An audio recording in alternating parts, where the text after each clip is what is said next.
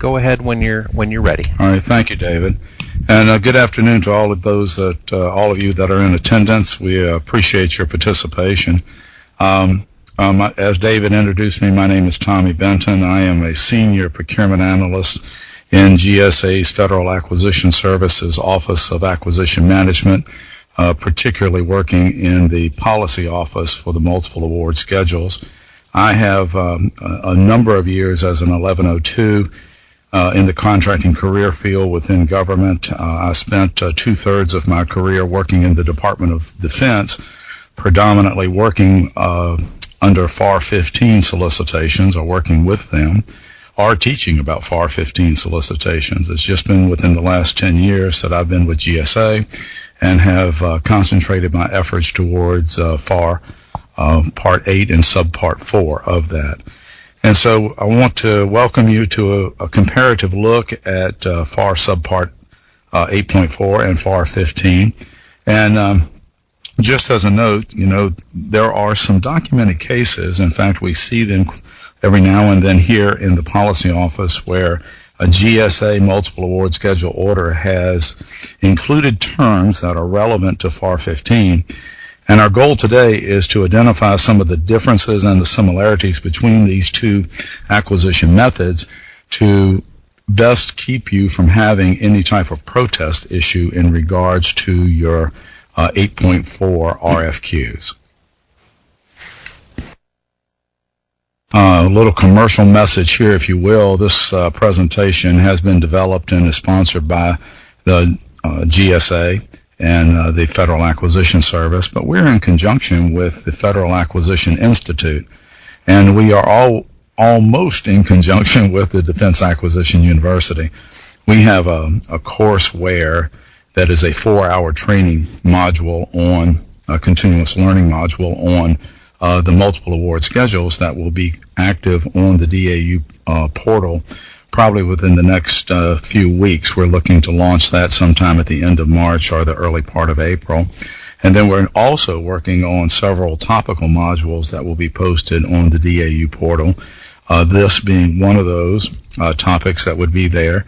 Other topics that are going to be included would be small business and the schedules program, the consideration of a GSA BPA and or blanket purchase agreement and contractor team arrangements, and sustainability and utilizing the GSA schedules. And there's some other topics as well. So if you're a regular user of the GSA schedules program, you'll be able to take some courseware for CLP credit that will be offered there from the DAU portal very soon. Speaking about credit, for those of you that have registered for this course today or this webinar, you'll be receiving electronically a certificate that will give you 1 CLP for the time that we spend together.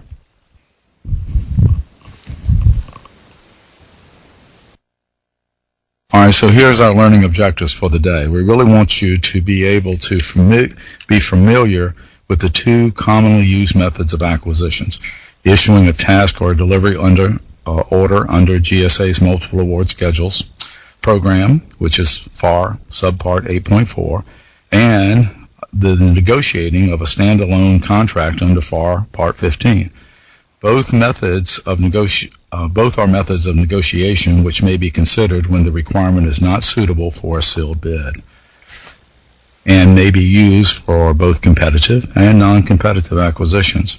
These methods are not your only options, obviously, but together they comprise a considerable share of the federal acquisitions. FAR Subpart 8.4 acquisitions rely on multiple award schedule contracts that are already negotiated. They are considered task and delivery orders that you apply to them. They may be issued under these contracts when the scope and terms of the existing contracts are appropriate for your requirement.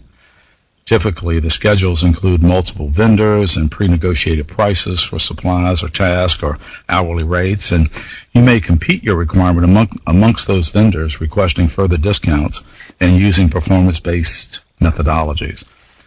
FAR 15, on the other hand, the methods relating to FAR 15 are available anytime an existing contract does not address your needs. sealed, or you would not use FAR 15 if you're doing an open market procurement if sealed bidding is the appropriate methodology. And so we're going to explore the differences and similarities between Subpart 8.4 and FAR and Part 15 procedures, advantages and disadvantages regarding these two procedures. All right, so the first is an overview. We're going to ask the question, what does FAR 8.4 and FAR 15 cover?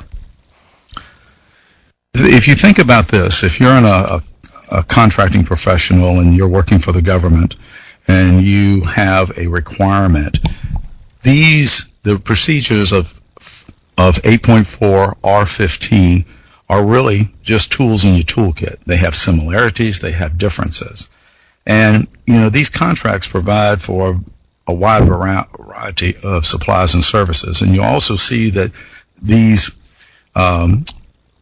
multiple award schedules go by different names. People call schedules the Federal Supply Schedule Program. They call it the Multiple Award Schedule Program. They refer to it as just the Schedules Program. But there really is only one program that is identified in 8.4, and that is the Federal Supply Schedules or Multiple Award Schedules Program. And so when we speak about these two different methodologies, they have their place. You can use them for buying commercial items. For both of them can be used for commercial items. But one big difference is that 8.4 is only commercial items and services, where a FAR 15 buy can be utilized for non-commercial. All right, and so when we start looking at the procedures for placing the orders, we'll see that there is similarity and difference. FAR 15 is used when there is a standalone contract. FAR 8.4 is really a IDIQ contract, and you're going to be placing a task or a delivery order against a vehicle that's already been established. Some of my friends in the DoD would make a comment that say the best contract they ever worked was one they didn't have to write. And so with the 8.4 procedures, your agency is literally utilizing a contract vehicle that was put in place by GSA. All right. Neither 8.4 nor 15 is used for construction and A&E services, that being architect and engineering services, as they are prescribed in FAR Part 36. So what is FAR 15? FAR 15 is a negotiated procurement. And when we speak about it, we were talking about a standalone contract is needed, and the aspect of sealed bidding is not appropriate. And if you would look in FAR, it describes that there are four circumstances that when you are having a standalone contract vehicle, that if those four circumstances are present, that you would utilize a FAR 14 procurement, which would lead some to believe that is the preferred methodology. But if any one of those four methodologies or four scenarios are not present, you use a FAR 15. The most common reasoning, that is to not use a 14 but to use a 15 solicitation, is that discussions are going to be necessary. And so when you issue a solicitation under FAR 15, you're literally issuing an RFP, a request for proposals. And what you could end up with is a standalone contract. It could be an IDIQ contract, an indefinite delivery, indefinite quantity type, or it could be a BPA, a blanket purchase agreement. And so you utilize your methodology of evaluation based on best value. Now, there are rules in regards to the source selection processes, including cost and our technical trade-offs. And then there are some pricing rules and procedures. Price is considered in every award. In FAR 15.4, it describes requirements and procedures for cost and price analysis in negotiated procurements. For a cost-type contract, the most probable cost analysis is going to be required. For a complex requirement, an experienced price analyst might even be needed to help. And so when you're utilizing FAR 15, you have the capability of having cost reimbursement contracts, which is something that is not utilized under the GSA schedules program. But the point being is that in a FAR 15, you may have a cost analysis, you may have a price analysis, but as you're going to see within 8.4, you're only going to utilize a price analysis.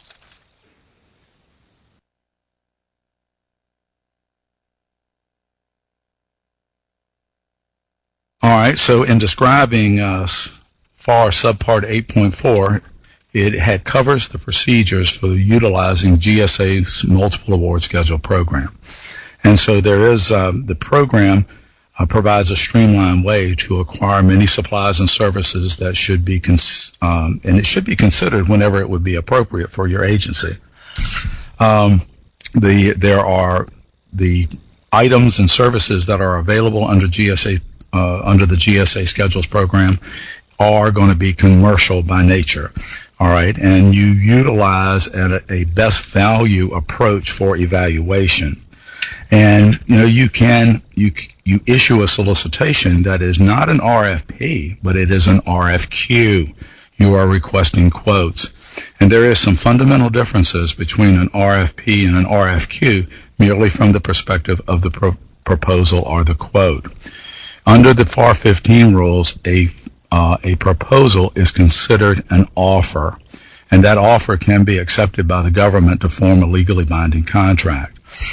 Under the RFQ methodology, the quote is considered for information purposes, and so then the government has the duty to take that information that they receive and to form a contract with the provider of that quote. And so what ends up happening under FAR 8.4 is that a task or a delivery order is placed against the contract vehicle that is already in place. And we'll speak today, and we'll speak about things at the contract level, and we'll speak about them at the task and delivery order level. And when we speak about them at being at the contract level, we're literally speaking about at the GSA contracting officer level who has placed this contract into being with the contractor. When we speak about them at the task or delivery order level, we're literally speaking about where a federal agency is utilizing GSA's contract vehicle, the GSA schedule. All right. You can also establish within the schedules program a BPA, or a blanket purchase agreement. And so if your agency has repetitive requirements where a commercial product or service will satisfy that need or requirement, you can establish a BPA using GSA schedule holders. And you could have multiple award BPAs, or you could have a single award BPA.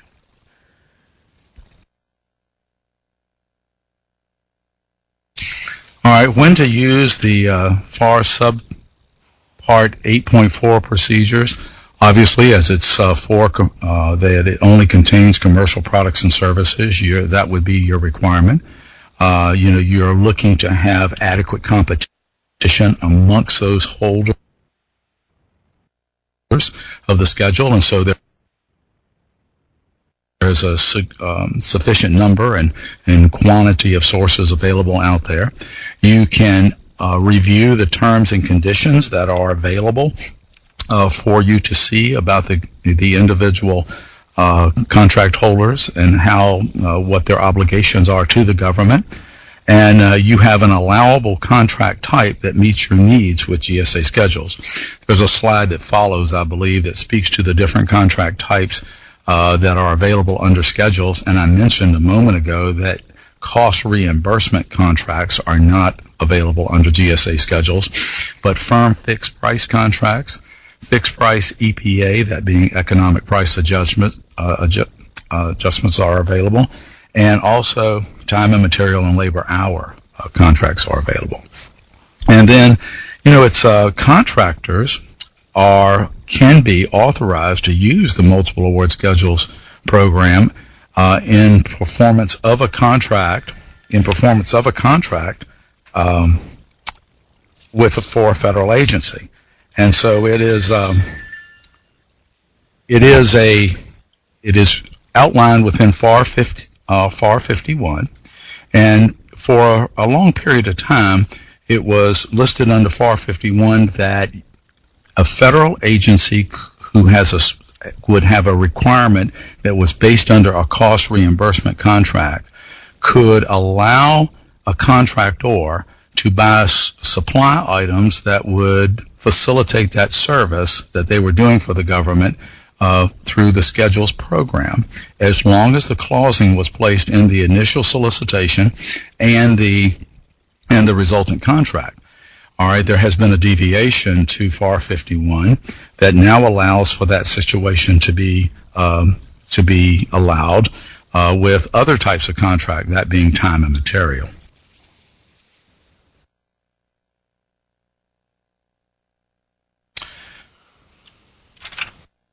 All right, when we're using FAR 15, it is possible to use a FAR 15 requirement for commercial items. Don't want you to be confused there. But if it is non-commercial and it doesn't fit in the scope of the schedules program, that would be an appropriate time. All right, and you got to remember that some multiple award schedule vendors may be willing to modify their offerings to make a sale, but if much modification is required, you could find yourself in the middle of a complex negotiation better suited for FAR 15, if you will. And if this happens, there could be a protest, and if that's the case, GAO may apply FAR 15 standards in evaluating your decisions. For cost and incentive share arrangements, FAR 15 negotiations are necessary. And you need to coordinate with your agency small business specialist before settling on an acquisition strategy.